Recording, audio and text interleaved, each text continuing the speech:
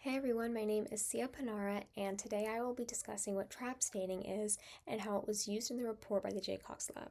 The audience I'm presenting to is from a small town in North Carolina, aged 15 to 45 years old. The majority of this group would only have a high school diploma, thus the content is catered to that demographic.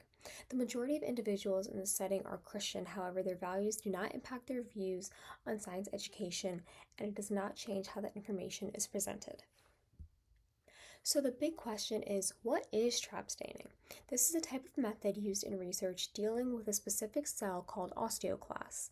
It's a test that can be used to find the cell in your body by making it a different color in a sample of your bone. These cells break down old and bad bone parts in your body. Trap staining is usually used to look at and count how many of these cells are in a bone sample, and this can be helpful for understanding different bone processes. It can also be used in finding common blood cancers like leukemia or lymphoma. The image below is an example of what the final result of the staining could look like. So there are two ways trap staining can be done, one for a small piece of bone and another for a whole bone. There are about 3 to 4 steps for both of these processes. The first step of trap staining a piece of bone is to put that sample on a thin piece of glass called a slide. This piece of glass is then put into a chemical called ethanol, which will take out all the water from the bone.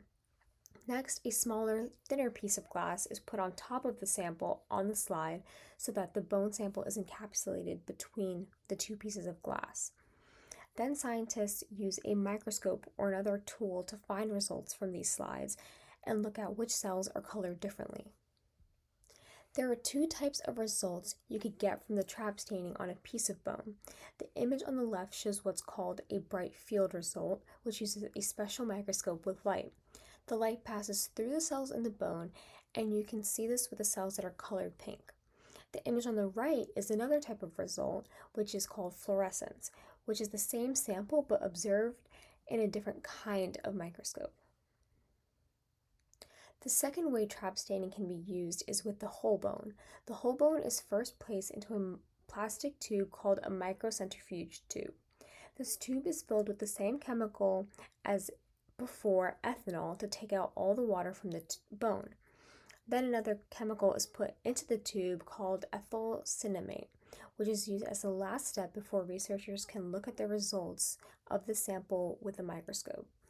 This trap staining can also result in the same results as previously. So, how does trap staining relate to the Jaycox lab? The lab used trap staining in their study to count the number of osteoclasts, the cells that break down old and bad bone tissue, that were present in a mouse jaw after the outside force was put on the mouse's teeth.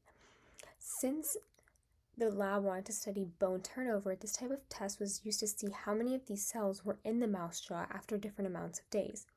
Overall, trap staining is just one of the many ways a cell of interest, in this case osteoclasts, can be studied when looking at the bigger picture in research.